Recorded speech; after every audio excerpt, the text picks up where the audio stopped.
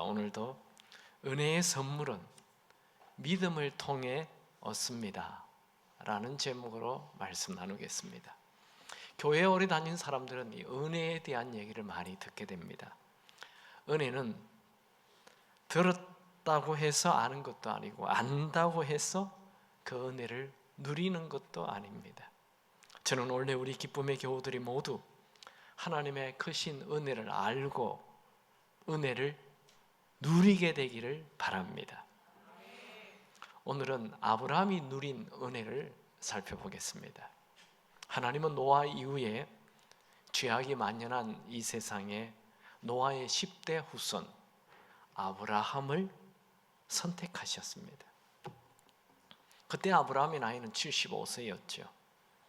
하나님은 그를 선택하고 너를 큰 민족을 이루게 하고 너를 복의 근원으로 삼겠다, 그렇게 말씀했죠. 우리가 잘 아는 창세기 12장 1절에서 3절 말씀입니다. 여호와께서 아브라함에게 이르시되 너는 너의 고향과 친척과 아버지 집을 떠나 내가 내게 보여줄 땅으로 가라. 내가 너를 큰 민족을 이루고 내게 복을 주어 내 이름을 장대하게 하리니 너는 복이 될지라. 너를 축복하는 자에게는 내가 복을 내리고 너를 저주하는 자에게는 내가 저주하리니 땅의 모든 족속이 너로 말미암아 복을 얻을 것이라. 아브라함이 이런 말을 들었을 때, 하나님, 내 나이 75세가 되도록 아들이 한 명도 없는데 큰 민족을 이룬다고요? 나 때문에 주변에 있는 사람들이 복을 받는다고요? 나 때문에 모든 족속들이 복을 받는다고요? 하며 가슴이 설레었을 것입니다. 아브라함은 하나님께서 먼저 지금 있는 곳에서 떠나라 말씀하였습니다. 아브라함은 자기가 익숙한 것을 다 내려놓아야 합니다. 종족도 다르고 풍습도 다르고 말도 다른 곳으로 가라는 거예요. 가족도 미래도 운명도 다 하나님 손에 맡겨야 합니다. 아브라함은 자기가 어디로 가야 하는지도 모릅니다. 도착하는 곳이 산인지 사막인지 평야인지 알지 못합니다. 그가 붙잡아야 하는 것은 하나님을 신뢰하는 것밖에 없어요. 그러나 아브라함은 곧장 하나님의 말씀을 듣고 믿음으로 주저하지 않고 떠납니다. 창세기 12장 4절 5절에 보면 이에라는 말은 곧장 아브라함이 여호와의 말씀을 따라 갔고 롯도 그와 함께 갔으며 아브라함이 하란을 떠날 때에 75세였더라. 아브라함이 그의 아내 사레와 조카 롯과 하란에서 모은 모든 소유와 얻은 사람들을 이끌고 가나안 땅으로 가려고 떠나서 마침내 가나안 땅에 들어갔더라. 아브라함이 살던 이 하란에서 가나안 땅으로 가려면 유브라테스라는 강을 건너야 합니다. 그래서 아브라함은 성경에 처음으로 히브리인이라고 불려지게 됩니다. 창세기 14장 13절에 보면 도망하는 자가 와서 히브리 사람 아브라함에게 알리니, 이 히브리라는 말은 강 건너편에서 왔다 이런 뜻입니다. 히브리인은 바로 아브라함에게서 시작됩니다. 우리가 유대인들이라고 하잖아요. 그 유대인들이 바로 히브리인들이에요. 이 히브리인의 시작이 바로 아브라함입니다. 신약 성경은 아브라함이 하나님을 신뢰하는 믿음으로 갈 바를 알지 못하고 떠났다. 히브리서 11장 8절에 보면 믿음으로 아브라함은 부르심을 받을 때에 순종하여 장래의 유업으로 받을 때에 나아갈새 갈 바를 알지 못하고 나아갔으며. 여러분, 하나님은 왜 아브라함을 선택했을까요? 아브라함이 젊고 실력이 있었어? 아니죠. 아브라함은 나이 75세입니다. 하나님은 약한 자를 들어 강한 자를 부끄럽게 하시는 능수입니다. 하나님이 왜 아브라함을 선택했죠? 아브라함이 부자였어? 물론 좀 재산 좀 있었죠. 그거 아닙니다. 하나님은 만물의 주인이십니다. 하나님은 재산이나 돈이 필요한 분이 아닙니다. 그럼 아브라함을 왜 선택했나요? 아브라함이 좀 유명해서? 아닙니다. 하나님은 사람의 유명이라는 것은 물거품과 같다는 걸 잘 아십니다. 하나님께서 아브라함을 선택한 것은 하나님의 일방적인 은혜입니다. 여러분들이 예수를 믿게 된 것, 이거 하나님의 일방적인 은혜입니다. 하나님이 여러분을 선택한 것이죠. 아브라함은 하란을 떠날 때 갈등이 있었을까요? 물론 사람인데 갈등이 있죠. 아브라함 당시에 사람들은 애굽이나 가나안 땅에서 유프라테스 강을 건너 기름진 땅 하란으로 장사하러 오는 사람들이 있었지만, 반대로 하란에서 거친 사막지대 가나안으로 가는 사람은 아무도 없습니다. 또 그 당시에는 가족과 많은 재산을 가지고 국경을 건너간다는 것은 굉장히 위험한 일입니다. 도둑대의 습격도 받을 수 있고 강도의 위험도 있고 또 다른 종족의 사람이 오기 때문에 그냥 죽일 수도 있습니다. 아브라함은 이런 모든 위험을 무릅쓰고 곧바로 하나님의 음성에 순종하였습니다. 여러분, 우리는 모두 다 아브라함의 후손입니다. 아멘입니까? 우리는 믿음의 조상 아브라함의 후손이에요. 이 새해에 여러분들도 은혜의 음성을 들으시기 바랍니다. 어떤 음성? 내가 너를 축복의 통로로 쓰겠다. 복장합시다. 나 때문에 가족이 살아납니다.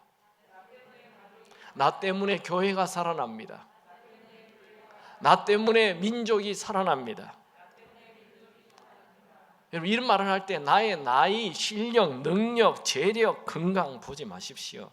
은혜의 말씀은 은혜의 말씀을 믿고 붙잡는 자의 것입니다.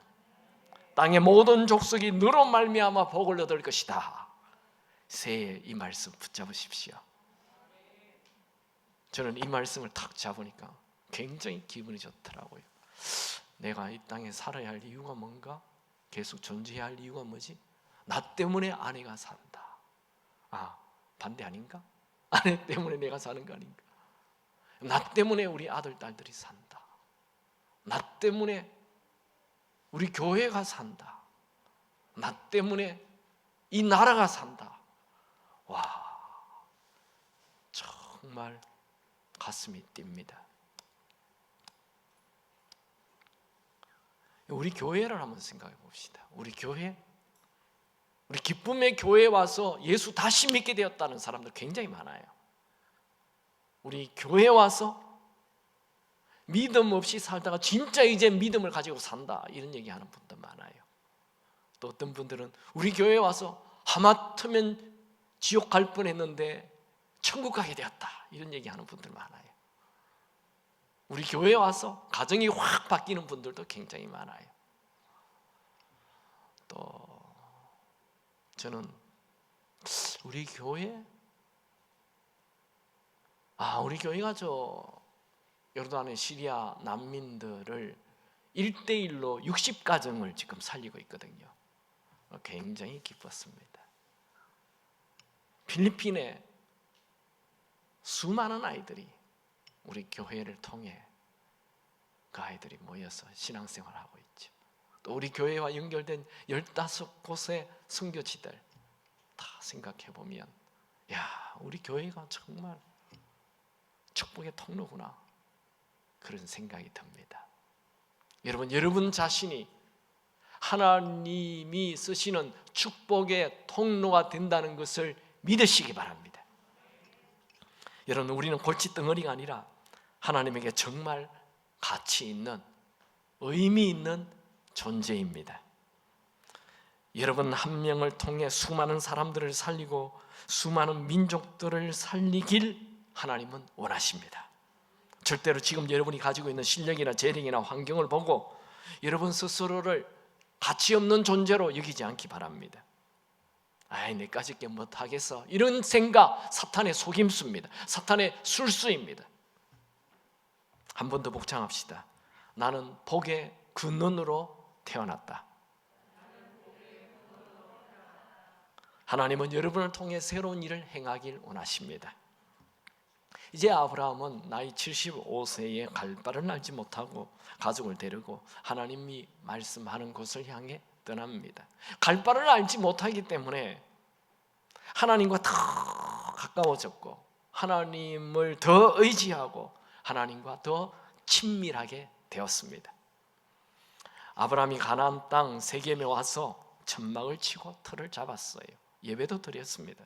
그런데 큰 기근이 와서 애굽 땅으로 내려갔다가 아내를 루이라고 속이는 실수를 하고 다시 가나안 땅으로 올라옵니다. 아브라함이 가나안 땅에 돌아와서 베델에서 장막을 치고 양을 치는데 조카 롯의 종들과 자기의 종들 사이 갈등이 일어나자 헤어지기로 했죠. 롯은 기름진 소돔과 고모라 성이 있는 곳을 향해 갔어요.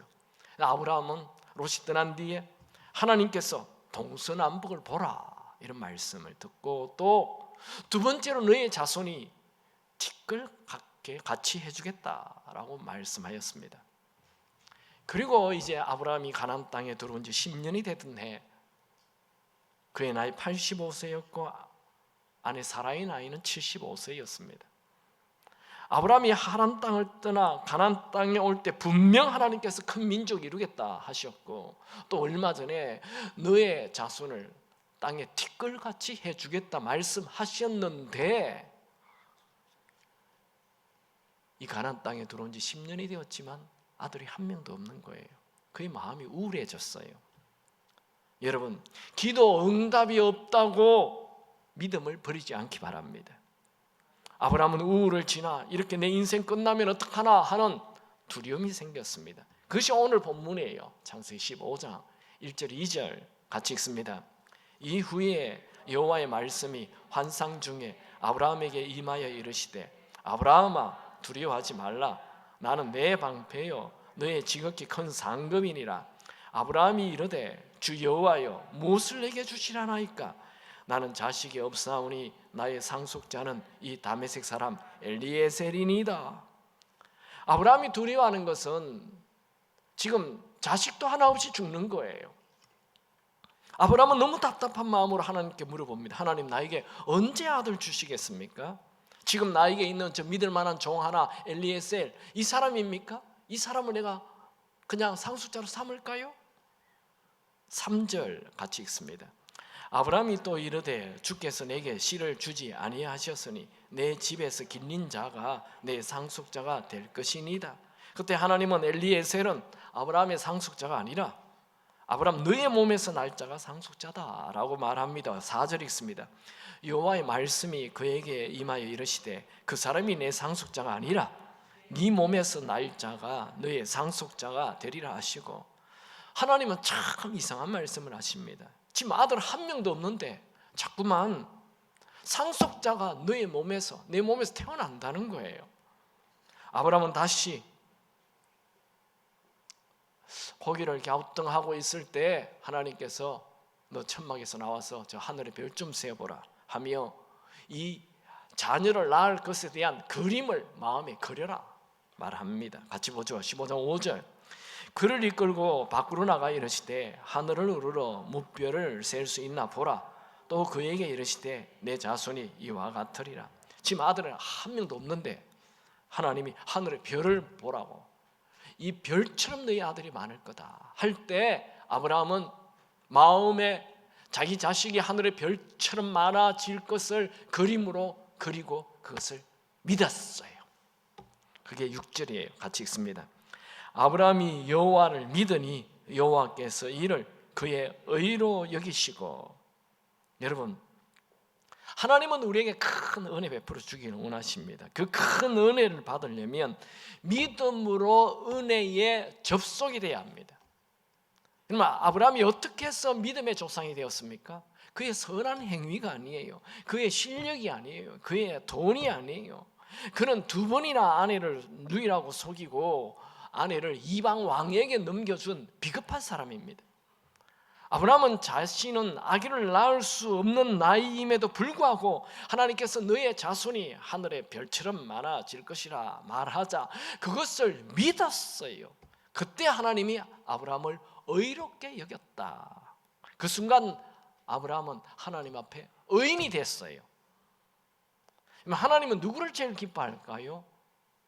믿음을 가지는 자를 가장 기뻐하십니다. 히브리서 11장 6절 믿음이 없이는 하나님을 기쁘시게 하지 못하나니. 여러분 하나님을 기쁘시게 하기를 원하십니까?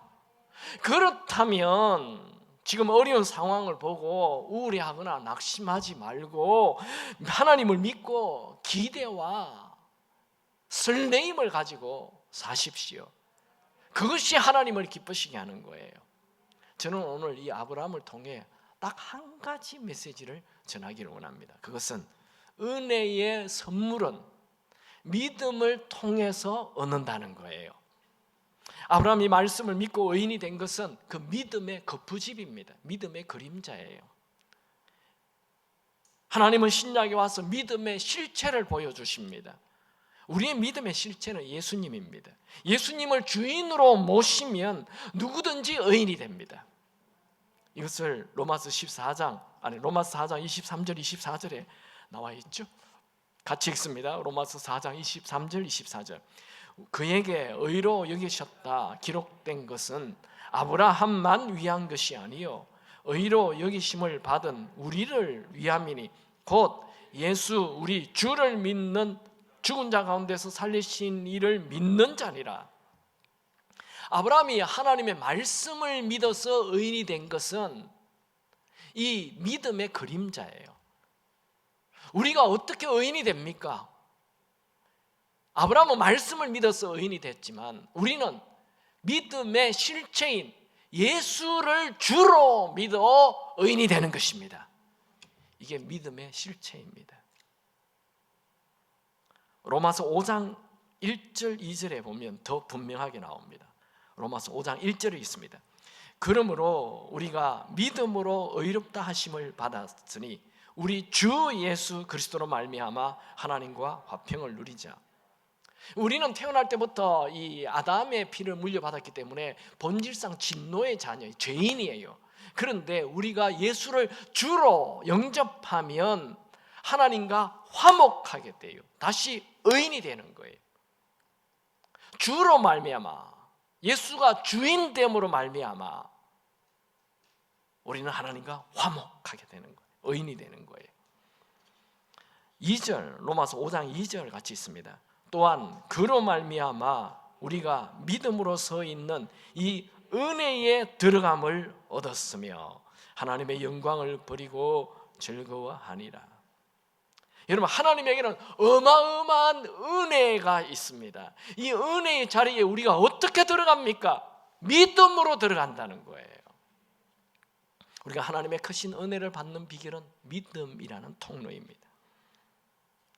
하나님이 우리에게 은혜를 베풀어 주시는 것은 우리가 뭐 착하게 살거나 뭐 성실하거나 사역을 잘하거나 뭐 열심히 살아서 우리에게 은혜를 베풀어 주는 게 아니에요. 믿음을 가질 때 은혜를 부어준다는 거예요. 우리가 천국을 어떻게 갑니까? 이 천국이라는 것은 하나님의 선물이에요. 이 은혜의 보고죠. 이 은혜의 장소에 우리가 어떻게 들어갑니까? 에베소서 2장 8절 다 암송하죠. 같이 읽을까요? 시작. 너희는 그 은혜에 의하여 믿음으로 말미암아 구원을 받았으니 이것이 너희에게서 난 것이 아니요 하나님의 선물이라. 우리가 이 천국에 들어가는 것, 이는 큰 은혜예요. 이는 하나님의 선물이에요. 여기에 어떻게 은혜의 자리에 들어갑니까? 어떻게 하나님의 선물을 받습니까? 믿음으로 말미암아. 믿음의 파이프, 믿음의 통로를 통해서 하나님의 은혜를 받게 된다는 거예요. 여러분, 하나님이 우리에게 베풀어 주는 것은 천국만이 아닙니다. 이 세상도 믿음으로 은혜를 받아 천국처럼 살 수 있습니다. 다시 아브라함으로 가서 아브라함은 믿음이 점점 자랐습니다. 창세기 15장에 하늘의 별을 보고 믿음을 가진 아브라함은 이제 창세기 16장에 가서 사라의 권유로 사라의 몸종 하갈을 통해 이스마엘이라는 아들을 낳는 큰 실수를 하게 됩니다. 그리고 창세기 17장에 보면 그래도 하나님은 아브라함을 여전히 찾아오셔서 또다시 큰 믿음을 주고 아들을 낳을 것이라 말씀합니다. 여러분, 하나님은 우리가 실수했다고 우리의 택함을 포기하지 않습니다. 하나님은 우리의 믿음이 약해졌다 해서 우리를 버리지 않습니다. 하나님은 우리의 믿음이 약해졌다 해서 베푸실 은혜를 거두어가지 않습니다. 아브라함은 99세가 되어 자신의 몸이 자녀를 낳을 수 없는 상태에 이르렀고 아내의 몸도 생리가 끊어진 지 오래된 걸 알았지만 하나님께서 또다시 찾아오셔서 아들을 낳을 것이라 말씀하자 다시 큰 믿음을 가집니다. 그것을 로마서는 이렇게 기록하죠. 로마서 4장 18절에서 20절에 보면 아브라함이 바랄 수 없는 중에 바라고 믿었으니 이는 내 후손이 이와 이 같으리라 하신 말씀대로 많은 민족의 조상이 되게 하려 하심이라. 그가 100세나 되어 자기 몸이 죽은 것 같고 사라의 태가 죽은 것 같음을 알고도 믿음이 약하여지지 아니하고 믿음이 없어 하나님의 약속을 의심하지 않고 믿음으로 견고하여졌어. 아브라함은 자신의 실수에 주저앉아 있지 않았습니다. 아브라함은 자기 지금 몸의 상태 이것 때문에 무력감에 빠져 있지 않았습니다. 아브라함은 75세 아들 준다 했는데 지금 100세가 되었으니 25년이 기도 응답이 없다고 믿음을 버리지 않았습니다. 아브라함은 다시 그 약속하신 말씀이 이루어질 것을 믿고 확신하였습니다. 창세기 21장에 보면 하나님의 약속대로 아브라함이 100세에 사라가 90세에 아들을 낳습니다. 창세기 21장 1절 2절 여호와께서 말씀하신 대로 사라를 돌보셨고 여호와께서 말씀하신 대로 사라에게 행하셨으므로 사라가 임신하고 하나님이 말씀하신 시기가 되어 노년의 아브라함의 아들을 낳으니 여기에 하나님이 사라를 돌보셨다. 이게 하나님의 은혜예요. 90세 할머니의 몸을 하나님이 은혜를 주셨어요. 그래서 아들이 태어난 거예요. 아브라함에게 100세의 아들이 태어난 것, 이게 정말 불가능이 가능하게 되는 기적 같은 은혜인 것입니다. 아브라함은 아들이 태어나자 하나님 말씀대로 아들의 이름을 이삭이라 지었습니다. 창세기 21장 3절 아브라함이 그에게 태어난 아들 곧 사라가 자기가 낳은 아들의 이름하여 이삭이라 하였고 이삭의 뜻은 웃음입니다. 여러분, 이삭을 품에 안은 아브라함의 이 환한 얼굴을 한번 생각해 보십시오. 여러분, 은혜를 받으면 표정이 바뀝니다. 은혜를 받으면 가정의 분위기가 바뀝니다. 은혜를 받으면 인생이 달라집니다. 은혜를 받으면 100세가 되어도 열정이 생깁니다. 아브라함이 어떻게 100세에 이런 놀라운 은혜를 받게 되었습니까? 바로 믿음입니다. 여러분, 믿음은 하나님의 무한한 은혜에 접속되게 하는 통로입니다. 우리는 예수를 믿는다 하지만 별로 믿음 없이 사는 경우가 많습니다. 현대 그리스도인들은 기도 쬐끔합니다. 왜요? 별로 안 믿으니까. 여러분, 하나님은 우리가 이 땅에서 패배자로 사는 거 원치 않습니다. 우리에게는 세상 사람들이 모르는 하나님의 크신 은혜가 있습니다. 사도 바울은 이 믿는 자에게는 큰 능력이 있다 말합니다. 에베소서 1장 18절 20절 너희 마음의 눈을 밝히사 그의 부르심의 소망이 무엇이며 성도 안에서 그 기업의 영광의 풍성함이 무엇이며 그의 힘의 위력으로 역사하심을 따라 믿는 우리에게 베푸신 능력의 지극히 크심을 너희들 좀 알기를 원한다. 바울은 그렇게 기도합니다. 누가 하나님의 지극히 크신 능력을 경험합니까? 누가 예수의 죽은 자를 살리신 그 능력을 소유합니까? 바로 믿음을 가지는 자입니다. 사도 요한도 비슷한 말을 하죠. 요한 1서 5장 3절 4절 하나님을 사랑하는 것은 이것이니 우리가 그의 계명들을 지키는 것이라. 그의 계명들은 무거운 것이 아니로다. 무릇 하나님께로부터 난 자마다 세상을 이기느니라. 세상을 이기는 승리는 이것이니 우리의 믿음이니라. 누가 세상을 이깁니까? 믿음으로 사는 자입니다. 로마서 5장 17절 더욱 은혜와 의의 선물을 넘치게 받는 자들은 한 번 예수 그리스도를 통하여 생명 안에서 왕노릇하리라. 여러분, 우리는 믿음으로 의와 은혜와 선물을 넘치게 받습니다. 은혜와 의의 선물을 넘치게 받습니다. 우리는 예수를 믿음으로 사망이 왕노릇하는 자가 아니라 이제 생명이 왕노릇하는 자가 되었습니다.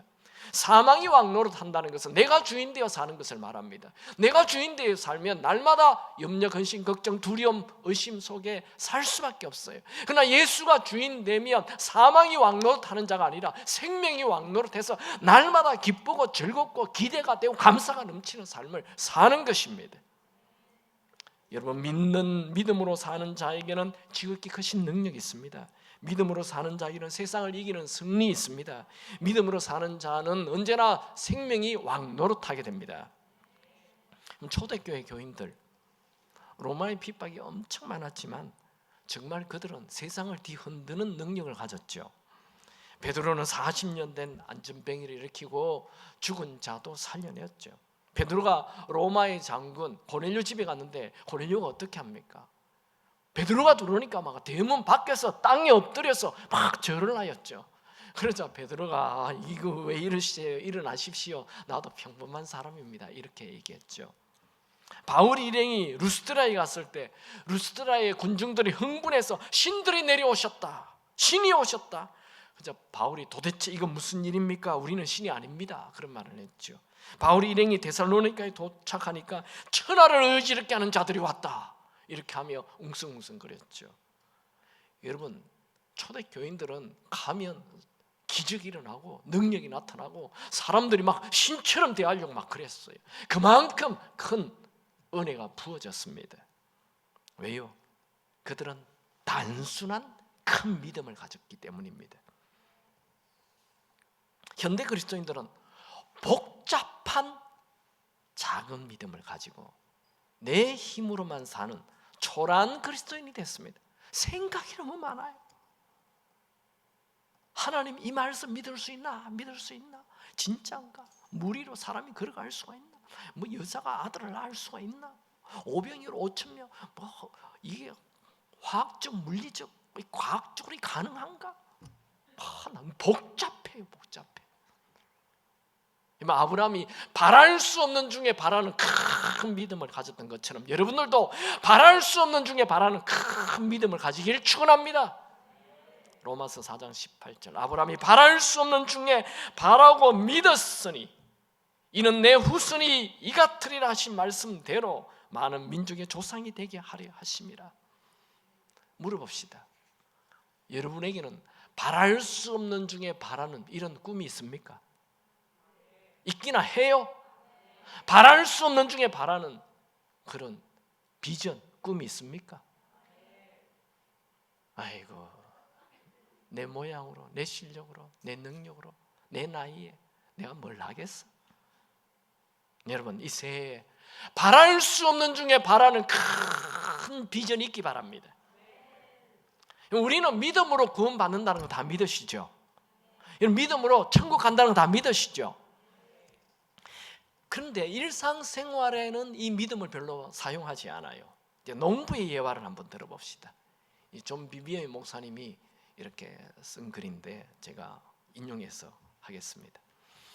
한 농부가 여러 가지 밭을 가지고 있습니다. 한번 그림 보여주시기 바랍니다. 밀밭, 콩밭, 보리밭, 귀리밭, 옥수수밭 이런 많은 밭들이 있습니다.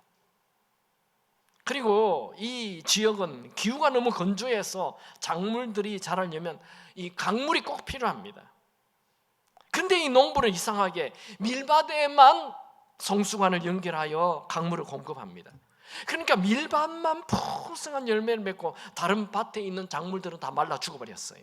뭐가 문제입니까?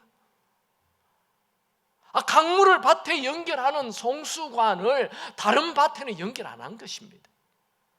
이것을 우리에게 한번 적용해 봅시다. 우리에게는 많은 삶의 영역이 있습니다. 다음 그림 보여주시기 바랍니다. 죄사함, 죄를 사함 받아야 우리는 천국 가는 거죠. 이 죄사함은 우리는 다 믿음의 통로를 딱 연결해요. 그래서 하나님의 은혜가 우리 안에 확 들어와요. 그래서 죄사함은 우리는 다 믿어서 천국 갑니다. 그런데 우리의 삶에는 또 다른 많은 영역이 있습니다. 이 병고침, 육체의 질병에 대한 또 돈 문제, 재정 문제. 우리에게는 이 회사도 있고 가정도 있고 교회도 있고 여러 가지 우리의 삶의 밭들이 있습니다. 영역이 있습니다. 근데 그곳에는 하나님의 은혜가 들어오는 믿음의 통로를 깔지 않아요. 그러면 절대로 하나님의 큰 은혜를 받을 수가 없습니다. 여러분, 죽어서만 천국 가는 것을 믿는 자가 되지 마시고, 죽어서 천국 가는 것은 물론이고 이 땅에서도 믿음을 사용하여 하나님의 풍성한 은혜를 받으시기 바랍니다. 시편 103편 3절에서 5절, 그가 내 모든 죄악을 사하시며 내 모든 병을 고치시며 내 생명을 파멸해서 속량하시고 인자와 긍휼로 관을 씌우시며 좋은 것으로 내 소원을 만족하게 하사 내 청춘을 독수리같이 새롭게 하시는도다. 이 말씀 좀 계속 띄워놔 보십시오. 우리는 내 모든 죄를 사하는 거 믿습니다. 아멘입니까? 예수의 피로 우리의 모든 죄가 사해지는 거 믿으십니까? 그렇다면 그 다음에 나오는 모든 병을 고치시며, 이것도 믿으시기 바랍니다. 아이고, 내 나이 이제 아픈 거 당연하지. 당연하게 받아들이지 마십시오. 믿음으로 모든 병이 고쳐짐을 믿으시기 바랍니다. 우리 어르신들 천국 갈 때까지 건강하게 사는 것을 그림으로 딱 그리십시오. 그리고 그것을 믿으시기 바랍니다. 아무리 몸이 아파도 그거 인정하지 마시고 믿음으로 건강을 꿈을 꾸시고 믿음으로 건강하게 사시기 바랍니다. 이게 보면 내 모든 죄를 사하시며 내 모든 병을 고치시며 내 생명을 파멸해서 속량하시고 인자와 긍휼로 관을 씌우시며, 여기 인자가 바로 은혜입니다. 은혜, 헤세드입니다. 은혜의 관을 씌우셔서 좋은 것으로 내 소원을 만족하게 한다. 가장 좋은 것이 하나님의 은혜로 나에게 다 부어질 것을 믿으시기 바랍니다. 여러분의 가정이 천국 같은 가정이 되기를 원합니까? 맨날 아이들이 싸우고 아내와 남편이 싸우고 지옥 같은 가정, 이것을 당연히 여기지 마시고 이 가정이, 우리의 가정이 천국 같은 가정이 된다는 것을 그림으로 그리시고 그것을 믿으시기 바랍니다. 돈이 없습니까? 재정이 어렵습니까? 가난이 떠나가고 우리 가정이 아주 부유한 가정으로 살 것을 그림으로 그리시고 그것을 믿으시기 바랍니다. 여러분, 위대한 연주자가 되기를 원합니까? 그렇다면 위대한 연주를 하는 모습을 그리시고 그것을 믿으시기 바랍니다. 여러분, 하나님의 은혜는 무한합니다. 작게 믿으면 작은 은혜를 받게 되고 크게 믿으면 큰 은혜를 받게 됩니다. 기도해도 소용없더라 하는 믿음 피해 망상을 버리시고 큰 믿음을 가지시기 바랍니다. 아브라함도 중간에 이거 되겠습니까? 하나님, 이거 말이 안 되잖아요. 그렇게 했었어요. 그러나 결국 아브라함은 큰 믿음을 가졌어요. 큰 믿음을 가졌을 때 하나님이 은혜를 부어주었어요. 여러분, 하나님은 아브라함에게 주신 이 불가능을 가능하게 하는 이 큰 복, 이것을 우리에게도 주시기를 원하십니다. 하나님은 아브라함을 불러서 믿음의 조상으로 삼은 것, 이것 큰 하나님의 은혜입니다. 하나님은 아브라함이 유명하거나 실력이 있거나 위대해서 믿음의 조상으로 쓰신 것 아닙니다. 하나님은 믿음 있는 자를 쓰십니다. 여러분, 삶의 모든 영역에 큰 믿음으로 사시기 바랍니다. 믿음으로 행동하십시오. 그래서 하나님의 무한한 은혜를 누리시기 바랍니다. 여러분, 하나님은 위대한 자를 쓰시는 것이 아니고 하나님이 쓰시면 위대한 사람이 됩니다. 하나님은 누구를 쓰십니까? 믿음으로 행동하는 자를 쓰십니다. 여러분, 여러분의 그 초라한 능력을 그만 쳐다보고 여러분의 한계를 너무 쳐다보지 말고 여러분을 위해 예비해 두신 큰 은혜를 바라보고 믿음으로 그 은혜를 여러분의 것으로 누리기 바랍니다. 하나님의 은혜는 지금도 계속 부어집니다. 하나님의 은혜는 우리가 알 수 없는 기가 막힌 놀라운 것들로 가득합니다. 하나님의 은혜가 부어지면 홍해도 갈라집니다. 하나님의 은혜가 부어지면 만나도 내립니다. 하나님의 은혜가 부어지면 반석에서 생수가 터집니다. 하나님의 은혜가 부어지면 골리앗이 순식간에 죽습니다. 하나님의 은혜가 부어지면 모든 질병이 떠나갑니다. 여러분, 믿음으로 하나님이 온 우주를 나를 위해 창조하신 것을 믿으시기 바랍니다. 에이, 뭐 나를 위해 만드셨어? 아니요, 여러분을 위해 만드셨어요. 아니, 나를 위해 만드셨어요. 여러분, 길 가다가 꽃이 아름답게 핀 것을 봤습니까? 하나님이 나를 위해 꽃을 피우셨네. 아멘은 왜 두 분밖에 안 해요? 하나님이 나를 위해 꽃을 피우셨네. 이게요, 예수가 내 주인이 되면 그게 진짜 믿어져요. 여러분, 믿음으로 하나님이 나를 위해 예수님을 십자가에 죽게 하신 것을 믿으시기 바랍니다. 믿음으로 하나님이 나를 예수님처럼 사랑하심을 믿으시기 바랍니다. 에이, 뭐 하나님이 나를 예수님처럼 예수님만큼 사랑해 주겠어? 내가 지은 죄가 내가 너무 잘 아는데. 아니요, 예수님이 겟세마네 동산에서 최후의 마지막 기도 아시죠? 요한복음 17장 23절, 아버지께서 나를 보내신 것과 또 나를 사랑하심 같이 그들도 사랑하신 것을 세상으로 알게 해달라고 기도합니다. 예수님의 이런 기도를 할 때 제자들은 어떤 모습이었습니까? 곧 예수님을 버리고 도망갈 자들입니다.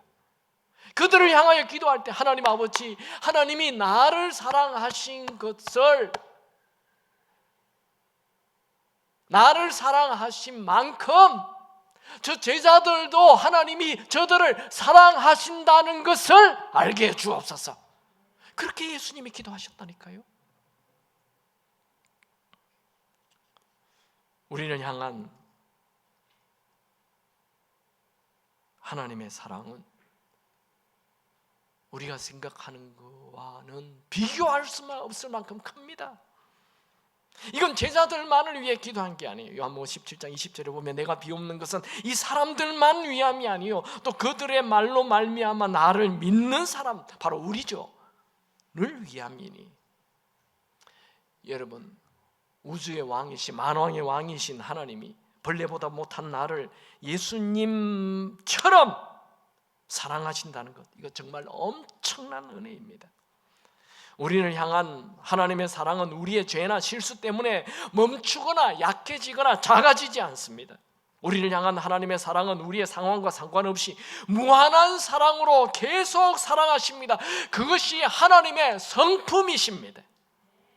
우리를 향한 하나님의 사랑은 무한한 사랑이며 지칠 줄 모르는 사랑입니다. 그것이 우리를 향한 하나님의 은혜입니다. 우리를 향한 하나님의 은혜는 너무 커서 우리가 하나님 볼 때 원수 같았을지라도, 죄가 많을 때라도 우리를 위해 하나님의 아들 예수를 십자가에 죽게 하신 것입니다. 로마서 5장 8절. 우리가 아직 죄인 되었을 때, 우리가 착할 때가 아닙니다. 우리가 아직 죄인 되었을 때 그리스도께서 우리를 위하여 죽으심으로 하나님께서 우리에게 대한 자기의 사랑을 확정하셨느니라. 여러분, 하나님은 우리를 향한 은혜가 너무 커서 우리를 살리기 위해 예수님을 십자가에 죽게 하셨습니다. 에베소서 1장 7절, 우리는 그리스도 안에서 그의 은혜의 풍성함을 따라 그의 피로 말미암아 속량 곧 제사함을 받았느니라. 하나님의 그 은혜의 그 풍성함 때문에 우리를 제사함 받게 했다는 거예요. 여러분, 하나님에게 제일 소중한 사람이 누구겠습니까? 예수님이죠. 하나님에게 가장 소중한 사람이 예수님입니다. 그런데 하나님은 우리의 가치를 예수님의 가치와 똑같이 동등하게 보셨습니다. 만약 우리의 가치가 예수님보다 1원만 덜했다 하였어도 하나님은 우리를 대신해서 예수님을 죽게 하지 않았을 것입니다. 하나님 보시기에 예수님과 우리의 가치가 똑같았던 것입니다. 그래서 예수님이 하나님이 나를 사랑하신 것처럼 저들도 사랑하신 것을 알게 해달라고 기도하고 있는 거예요. 여러분, 우리는 하나님에게 내가 예수님처럼, 예수님만큼 소중한 자다라는 거 잘 안 믿어져요. 내가 내 죄를 너무 잘 알기 때문에, 내가 내 모양, 내 꼬라지를 너무 잘 알아서 그래요. 그러나 믿음으로 이 놀라운 사랑을 믿으시기 바랍니다. 조금 더 의심하지 않고 믿으시기 바랍니다. 여러분, 아버지는 대기업 회장님이신데 아들이 거지같이 맨날 쓰레기통만 뒤지고 산다면 이거 정말 기가 막힌 노릇 아닙니까? 여러분, 우리 하나님 아버지는 어마어마한 능력 있고 부유하신 분이십니다. 하나님은 우리에게 은혜 베풀어 주실 준비를 다 하고 있습니다.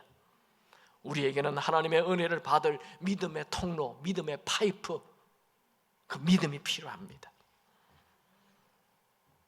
여러분, 제발 믿음이 없어서 초라하게 인생 살지 않기 바랍니다. 하나님의 은혜는 온 세상에 가득합니다.